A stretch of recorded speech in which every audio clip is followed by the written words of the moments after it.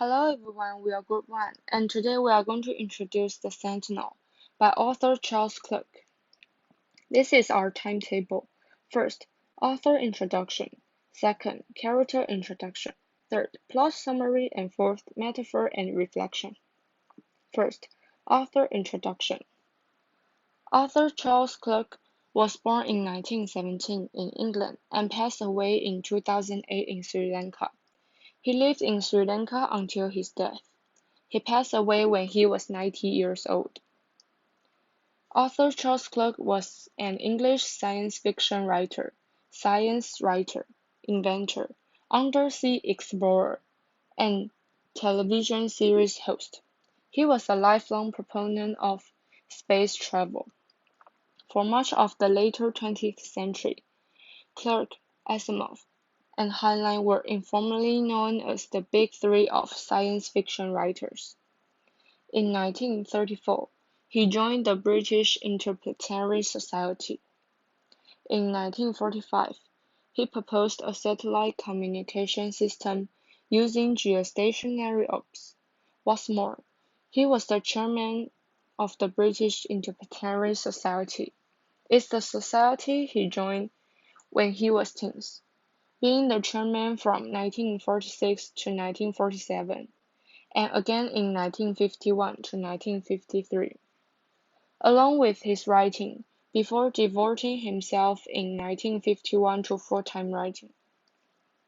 He got married in 1953, but after 6 months they divorced. He got his popularity in 1980s because he was the host of television shows Arthur Charles Clerk, Misery's World. Clerk was appointed Commander of the Order of the British Empire in 1989 for services to British cultural interests in Sri Lanka. He was knighted in 1998 and was awarded Sri Lanka's highest civil honor in 2005. While Clerk has a few stories published in fanzines between 1937 and 1945, his first professional self-published at Astounding Science Fiction in 1946. Loophole was published in April, while Rescue Party, his first sale, was published in May. Clerk began carving out his reputation as a scientific science fiction writer with his first science fiction novel, Against the Fall of Night, published as a novel in 1948. In 1948, he wrote The Sentinel for a BBC competition. Though the story was rejected, but it changed the course of Clerk's career. His third science fiction novel, Childhood's End, was also published in 1953, cementing his popularity. Clerk later rewrote and expanded this work a third time to become The City and the Stars in 1956, which rapidly became a definitive must-read in the field. The sixth month in Clerk's career, A Fall of Moondust in 1961, which is also an acknowledged classic at that Now I'm time. going to introduce characters. In a Sentinel, characterizations and dialogue are minimized. The narrator Wilson is a geologist who makes a discovery on the moon, and also his assistant, Janet, who is the only one named in the team. The characters in the stories are not focused on how they act, or they are, or how they look. In fact, we know nothing about them, except their names. We only can deduce some clues to know that he's a great explorer when he decided to climb the mountain, and no more information is given. However, Wilson plays a role to give a simple narrative voice, laying out the ideas about intelligent life in the universe, and ideas about the evolutions of people, and also gives the readers speculations to think about the meanings behind the story. Now I'm going to introduce the plot summary. It is a great world plan, one of the finest on the moon. known as the Mare Crisium, the Sea of Crisis, 300 miles in diameter, and almost completely surrounded by a ring of magnificent mountains. It had never been explored. Wilson, a geologist who explored the moon, was the first expedition to explore the area. One day he lifted his eyes toward the peaks, which no man had ever climbed. He was turning away when his eyes caught a metallic glitter high on the ridge of a great promontory. He decided to go to find out, even if his team member Garnett opposed to climbing, but ultimately unable to convince Wilson. They set out on a journey together. When they got there, he found a pyramid-shaped object. Wilson knew then that he was looking at nothing that could be matched in the antiquity of human. This was not a building, but a machine, protecting itself with forces that had challenged eternity. Those forces, whatever they might be, were still operating. He had assumed without question that this crystalline apparition had been built by some race belonging to the moon's remote past. It has taken humans 20 years to crack the invisible shade and to reach the machine inside those crystal walls. People could not understand it. They broke at last with the savage might of atomic power. The mechanism of the pyramid belonged to a technology that lies far beyond humans' horizon. Other planets have been reached, and humans know that only Earth has ever been the home of intelligent life in our universe. Wilson guessed that when our world was half its present age, something from the stars swept through the solar system, left this token of its passage, and went again upon its way. They left this pyramid on the moon, which was emitting signals. It was a sentinel to watch for signs of intelligent life. Its uninterrupted beams indicated no contact. When the man discovered it and then destroyed it, the signals were interrupted, thereby indicated to its makers that there was intelligent life on Earth. The sentinel was placed on the moon, not on the Earth, because only when man had progressed far enough in intelligence to escape Earth's cradle and had reached the moon, would humans have evolved far enough intelligence to be of any interest to the obviously supervisor form of life that had set up the signal.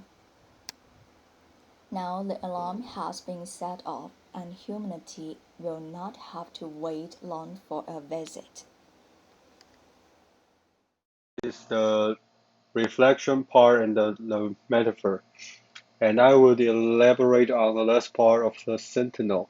As we know, the author has the expertise in this aspect, that is, spacecraft and knowledge of the universe, especially in the period of time he lived. America and Russia have Cold War and star space competition. Therefore, we have this kind of sci-fi fiction. And also that period of time, for the first time, humanity possessed the power to dominate over the earth, and we almost use it to destroy our own civilization. However, we went through that crisis and become a prosperous species in the universe, and discovered the sentinel, spared by what we so-call God's alien species. And in the plot of the context, he mentioned that it is a double challenge, for it depends in turn upon the conquest of atomic energy and the last choice between life and death. exactly matched the situation we had been through. Moreover, if aliens predict this type of predicament we encountered, it represents that aliens perhaps has a similar system to us. That also means humanity is in a progressing civilization. But in the last paragraph brought out that we shouldn't have too much expectation to the aliens, for if they still exist, they must be very, very old, and old usually jealous of young, meaning that they might be hostile toward us. Perhaps they would destroy our solar systems just for fun, since they spirit the sentinel all over the universe due to their loneliness. I want to ask you a question. While the pyramid was set in an inaccessible spot, okay, I will depart to three sections to guide you think and analyze the deeper meaning to you. Now, you could see this paragraph in page 5, first line. You could see the narrators ask the question, was this a building, a shrine, or something for which my language had no name? Actually, this paragraph is a big hint to the metaphor which I want to tell you. Therefore, we see next paragraph previously. Page 5, 19th line. You could see the sentence marked in red. This is the metaphor about the topic, the sentinel. The circle which enclosing the pyramid like the basic security system protecting the pyramid. And see the paragraph, page 7, seventh line. You could understand the pyramid is the symbol of the sentinel, but while the narrator say this object a pyramid, in Earth, the greatest, speaking of the greatest and superior symbol, it occurred to us might be the Egyptian pyramid, and this object was also made in advanced way. The pyramid now is not only the god, prevent the moon from attacked by the other planets, but also keeping a close eye on them. So you could regard pyramid as the sentinel. The sentinel is an important thing for the safety of one country and people. Okay, now back to the first section. Do you know the question why the pyramid was set in an inaccessible spot? Okay, so before I start to say my own interpretation, I want all of you to think about why the sentinel was left on the moon. As Wendy has mentioned about the story summary, because Wilson had found the pyramid-like object, they started to investigate it. About the object, and I quoted from the story. It's on page 6, line 15. It says, "It has taken us 20 years to crack that invisible shield and to reach the machine inside those crystal walls. What we could not understand, we broke at last with the savage might of atomic power, and now I have seen the fragments of the lovely, glittering thing I found up there on the mountain." So we can see from this passage, they didn't successfully interpret the meaning of the object because they can't understand it. And now I have another question for you guys. Why do they destroy the object instead of just burying or maybe put in the laboratory? And I think it is because humans want to show they have the ability to do something.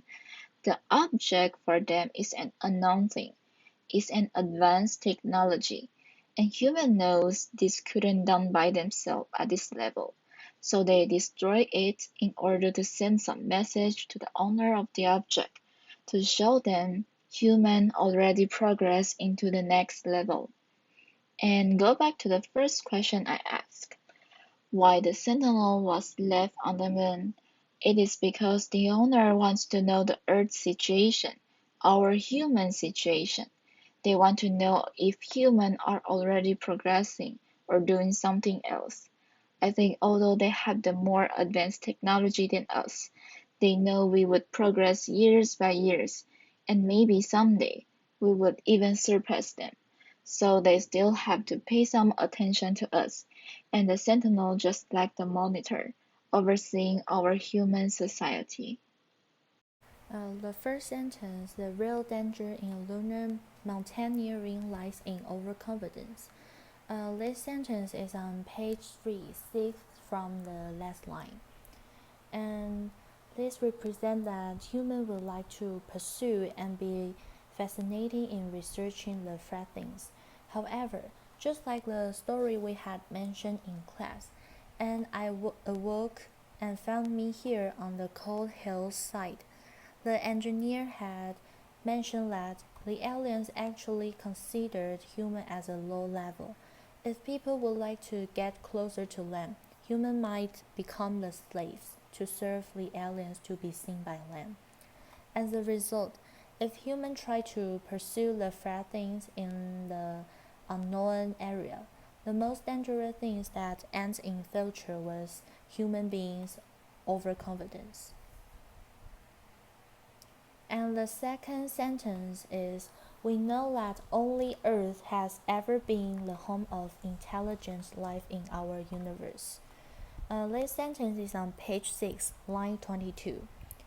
We all considered that the Earth was the only intelligent and outstanding planet. However, the top of a hill is but the bottom of another mountain. There are actually things that the Earth can do in an unknown area. And the last sentence. This sentence is on page 7, line 12.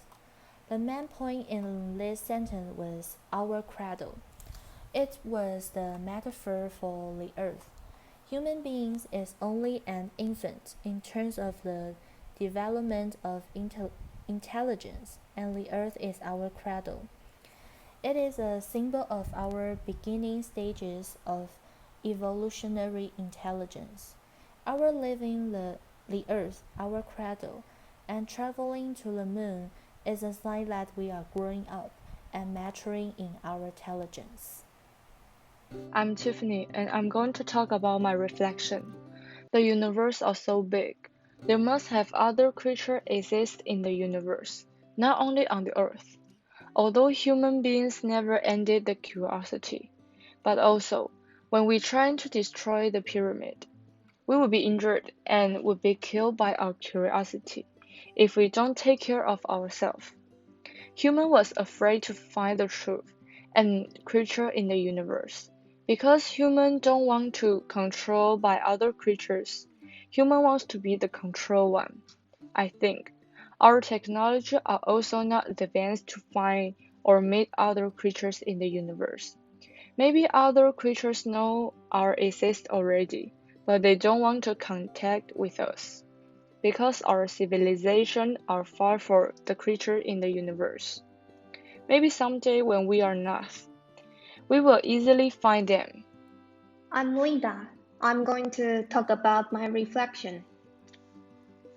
How afraid our human beings are when confronted with the universe is what I think after reading The Sentinel.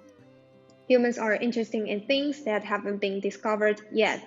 However, our technology is not a circumstance for creatures out of the earth.